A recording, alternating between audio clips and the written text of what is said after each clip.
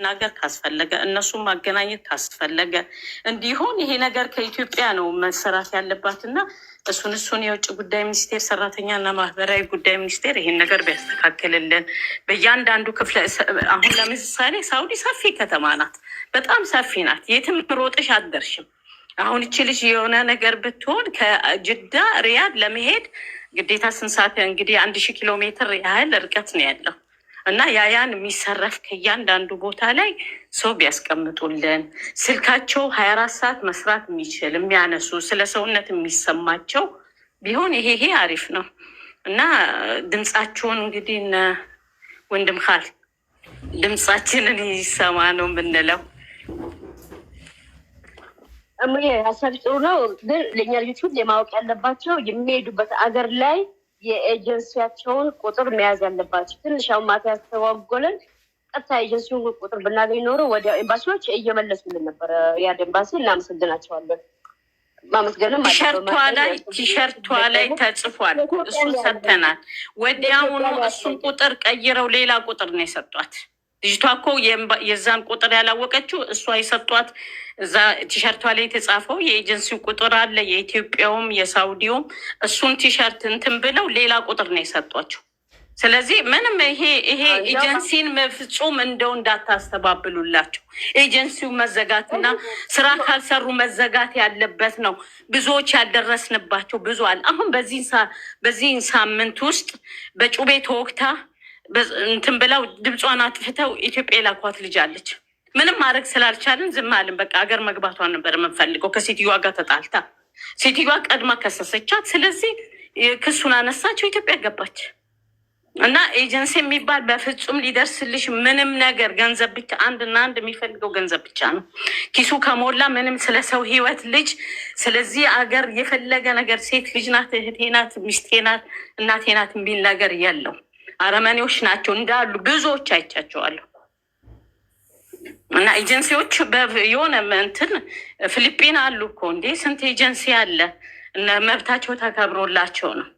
እኛ ጋር የራሳቸው ኤጀንሲ እየተደበደበ የራሳችን ዜጋ ክፋቷ ስንት ነገር የምታረጋት አለች። እና ሳውዲ ላይ ያለው ኤጀንሲዎች በደንብ በውስጣቸው ሊጠናና በደንብ ሊመረመር የሚገባቸው ናቸው። ዜጎቻችን እየመጡ እንደዚህ ከሚሆኑ የሆነ ነገር የኢትዮጵያ መንግስት አንድ ነው። የተላከልኝን ልጅቱ ተደብድባ ከንፈሯ ተሰንጥቋል። ከንፈሯን ስንጥቅ አድርገውታል። ይኸውላችሁ፣ ይኸውልሽ እችን የምትመስል ልጅ ይኸውልሽ፣ ከንፈሯ ይኸውልሽ ስንጥቅ ብላለች። አሁን የፓስፖርት ቁጥር ሰጥታኛለች፣ ምን ሰጥታኛለች። ይሄ ራሱ ሳምንት ይፈጃል። እኛም መስራት አንችልም። ቶሎም ልጅቱም እርዳታም አታገኝም። ብትደውይም ደግሞ ማንም የሚደርስ የለም። እኔ ስልኬ ውስጥ ያለው ቢፈተሽ ጉድ ነው ያለው። ከዚያ ያነሳሉ ይልካሉ። የጨነቀው ሰው ከዚያ ያነሳሉ ይልካሉ። እኔ ምንድን ነው አይቼ ዝም ነው ምን ሳውዲ አረቢያ ውስጥ ያሉ ኮሚኒቲዎች አይችሉም፣ መሄድ አይችሉም። የአረብ ቤት ሄደው ማንኳኳት አይችሉም። ይሄንን ተረዱ። ህጉ አይፈቅድም። የማንንም ሹጋ በር ሄዶ ኤምባሲ በር ማንኳኳት አይችልም፣ በፍጹም አይችልም። ስለዚህ ልጆቻችን በየቦታው እየወደቁ እያበዱ አገር ይገባሉ ማለት ነው። ይሄንን ኢትዮጵያ ውስጥ ያላችሁ አድርሱላቸው። ዛሬ እቺ ልጅ የወጣችው በሶስት ሰዎች ነው። ከኢትዮጵያ ነው እንጂ ስራ የተሰራው ከዚህ ተሰርቶ አይደለም። ምንም አጥጋቢ እኔ አንድ ሰው በስልክ ያናገረኝ የለም። መልስ አልሰጡኝም። ማገዙን ጠልተ ነው አይደለም። እንደገና ደግሞ ትናንትና የሞተችው ልጅ አሁን ሬሳ ይጫናል፣ መለፉ ይዘጋል። ቶሎ ብለው ነው ሬሳው የሚጫነው። አሁንም ደማም ውስጥ ደም እንደ ጎርፍ እየፈሰሳት ያለ ልጅ አለች። ደማም ከተማ ውስጥ እንትን ዛፍ ጋ ነው አሉ አስራ ወገቧን ዛፍ ጋ አስራት አለች። አበሻዋ አስራት ስትደበድባት አሰሬ አይቶ ፖሊስ ጠራ። ፖሊሶቹ መጥተው ሴትዮዋን አናግረው አስታርቀዋቸው ሄዱ። ግን እች ልጅ መግባት አልነበረባትም ብላ ይሄው በቀጥታ መስመር ከጥጋቡ ታፈሰ ጋር ሆነን አናግረናታል። እንዴት ነው የሰው ልጅ ዛፍ ጋር ታስሮ አንቺ ቤት አይገባሽም ውጭ ነው የምታድሩ ተብላ የምትደበደበው? ይሄ በደማም ከተማ እየተደረገ ነው።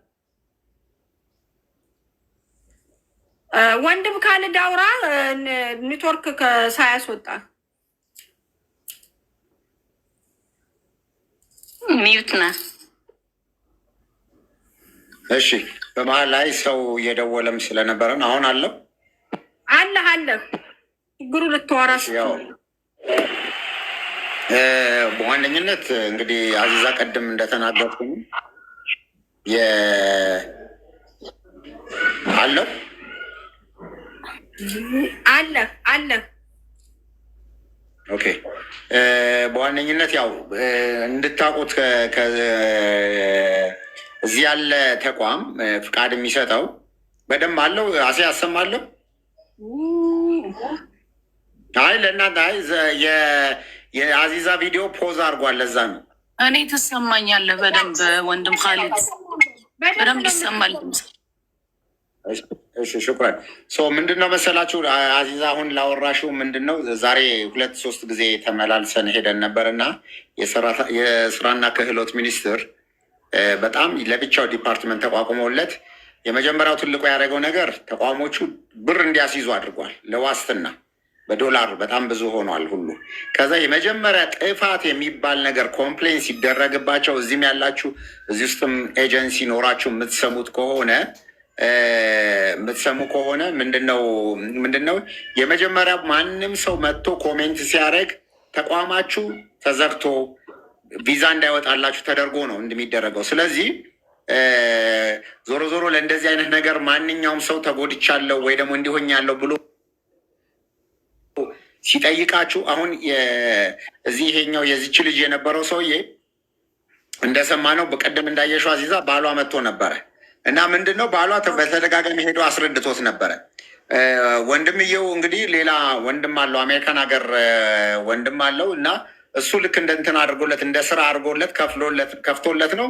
ምንም ሂንትም የለውም። በቃ ይሄ የማውራት ዲሲፕሊን ምን ሊመጣብኝ ይችላል፣ በዚህን ያህል አክሰስ ተደርጎ ይዘጋብኛል የሚለውም የለውም። ምክንያቱም ኦልሬዲ እሱ ያቺን ኮሚሽኑ ወይ ምናምን የሆነች ነገሩ እንዳታመልጠው ነው ፎከሲንግ የነበረው። በዚህ ደረጃ አሁን ሰዎች ተረባርበው ለሌሎቻችሁም ትምህርት ይሆናችሁ በሁለት መንገድ ነው። ለአንድ ለኤጀንሲው፣ ሁለተኛ ደግሞ ማንኛውም ሰው እንዲህ አይነት ችግሮች ሲደርስ በምችሉት አቅም እኔ ችግር የለም መደወልም ምንም አያስፈልጋችሁም። ዋትሳፕ ላይ እዚህ ባዮ ላይ ያለ 2200 ሰው ይታየኛል። እዚሁ ላይ ፎሎ አድርጉና እዛው ላይ ባዮ ላይ ዋትሳፕ ቁጥር ያለ በእንደዚህ አይነት ጉዳይ በሆነ ብቻ ስለሌላ በሌላ ጉዳይ ሳይሆን፣ ስለዚህ ጉዳይ እንደዚህ የገጠማቸው ምናምን እዛ ላይ ድሮፕ አድርጉልን ከኤጀንሲ ጉዳይ ጋር የተገናኘ። ስለዚህ ይህንን ቀጥታ እዚህ ላለው ተቋም አድርጋለሁ። አውቶማቲክሊ ይሄን ነገር ስትልኩ ፓስፖርታቸውን ምናምናቸውን ይሄ ነገር የተሟላ ችግር ብቻ ቪዲዮ እንዲህ ውስጥ ነኝ ያለሁት ብቻ ሳይሆን ልክ አሁን እንደዚችኛዋ እህታችን አሁን የመጨረሻው ታስታውሺ ከሆነ አዚዛ ሁሉ ነገር ከጨረስን በኋላ ሎኬሽን ተባለ።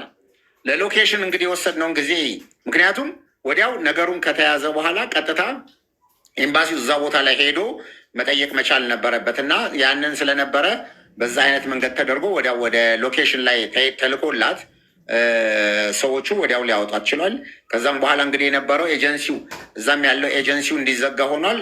ቅድም እህቴ እሙ እንደተናገረችውም ኤምባሲም ምንድነው እዚህ ኢትዮጵያ ያለውም ኦልሬዲ ቪዛ እንዳይወጣላቸው ተደርጓል። ስለዚህ አሁን ቅድም ያልሽው ደማመም ያለበት እሱ ላይም ኦልሬዲ ደርሰውበታል። ስለዚህ ኢቨን ከዛ በኋላ እንኳን ክርክር ካላቸው ተይዞ ነው ማለት ከተዘጋ በኋላ ቪዛ እንዳይወጣላቸው ከተዘጋ በኋላ ነው። ስለዚህ እንደዚህ አይነት እንትን ውስጥ ከሆነ ስምምነት ውስጥ ከሆነ ካለ አንድ ሰው እንዲሆኛለሁ ብሎ ካለ አንድ ሰው እንዲህ አይነት ችግር ደርሶብኛል ካለ ለምንድን ነው ወዲያው ምላሽ ማሰጡት? ስለዚህ አሁን ከዚህ በኋላ አዚዛም ሌሎቻችሁም እንደገናም አሱም እንዲህ አይነት ችግሮች በምስሙ ሰዓት በዋትሳፕ ላኩልኝ ብትፈልጉ ለሁለታችሁም እዚህ ላይ ያሉትን ለሌሎች ሰዎች ስልኩን የምትልኩበትም ድንገት ሌሊት ቢሆን እንኳን ያው እንትን ብቻ መላክ ነው። በተረፈ ደግሞ ሁላችሁም አሁን ወደ ውጭ ልትሄዱም የተዘጋጃችሁ የሄዳችሁም ካላችሁ እዚህ የሰራተኛና ክህሎት የሚሰጣችሁ ሞባይል አለ። ችግር ሲደርስባችሁ እንድትነቁ አሁን እሱን ምን እያሉ ነው የሚነግሯችሁ? መንግስት ሊቆጣጠራችሁ የቱ ጋር እንደሆናችሁ እንደዚህ እያሉ የሚነግሯችሁ ነው። ውሸት ነው። በቃ ምንም ስልኩ ችግር ሲደርስባችሁ ያችን ነቅታችሁ በቃ ማንም ሰው እንዲደርስላችሁ የማድረግ ሂደት ነው እና ኤጀንሲዎች ብዙ ጊዜ ይቀበሏቸዋል። ያንን በፍጹም አትፍጡ። ለመሄድ የተዘጋጃችሁም እጃችሁ ላይ አድርጉ። በማንኛውም ሰዓት ሰው ቤት ገብታችሁ ምን ብሎ ነው መንግስት የሚቆጣጠራችሁ? እና ይሄንን ነገር አውቃችሁ አስቡበት። እጃችሁ ላይ ያንን ስልክ አድርጉ። በተን እንደዚህ ብሎ ትሬኒንግ የተሰጣችሁን ነገር በተግባር አድርጉ። በተረፈ ግን ሌላ ችግር ሲደርስባችሁ ማናችሁም እዚያሁን 2500 ሰው ይታየኛል። ፎሎ አድርጉኝ። እዛ ውስጥ ባዮ ላይ አለ። ባዮ ላይ ስልክ አድርጉ። አልበዛ አቴም አለች። አቴም እንደዛው መልክ ቆምጡ። አዚዛም ይሄ የድሮም እዚህ አለች። ሙኒትም እንግዲህ ብዙ ጊዜ ሁሉ ፉል ታይሟም ለእንደዚህ አይነት ነገር ነው የምትታገለው ነው ይታላ። ከዚህ በኋላ ካለፉት 3-4 ቀናትም ከዚህ በፊትም እንደሰጡን ስትሪክትሊ በጣም በትልቅ መንገድ ነው የሚሰሩት። አንድ ቀን ፈቃደኛ ከሆነ ጋብዘናቸው እዚሁ ላይ ፕሮግራም ይዛችሁለት አዚዛም ሙኒትም ሌሎቻችሁም በተለይ አረብ ሀገር ላይ የምትሰሩ ሰዎች ተሰባስባችሁ እንትን አድርጉ። ይሄ ምንድን ነው መግለጫ መጥተው እንዴት እንደሚሰሩላችሁ ይነግሯቸዋል። በተረፈ ዞሮ ዋናው ትልቁ ምንድን ነው ይሄ መንግስት እዚህ ስትወጡ የሚሰጧችሁን ስልክ ያለመጣል ትልቁ ነገር ነው። በተረፈ ግን ዛሬ በነበረው ነገር አዚዛ የኢትዮጵያ ኤምባሲም ራያድ የሚገኘው የኢትዮጵያ ኤምባሲም በጣም ተባባሪ ነበረ። ሌላውም ነገር እንትን ነበረ። እንግዲህ ይሄን ይመስላል በእኔ በኩል። በጣም ነው የምናመሰግነው ወንድም ካሊድ ጀዛክላሁ ካይረን። እሺ ቁጥርህን እንወስዳለን። በነገራችን ላይ ስንጫነው አይከፍትም ቁጥርህን ለመውሰድ እኔ ራሴ ቁጥር ስለሌለኝ ማለት ነው። መስተካከል ያለበት ነገር ካለ ወይ ከኛ ነው ችግሩ። ለምን ታስፈልገናለህ ነገ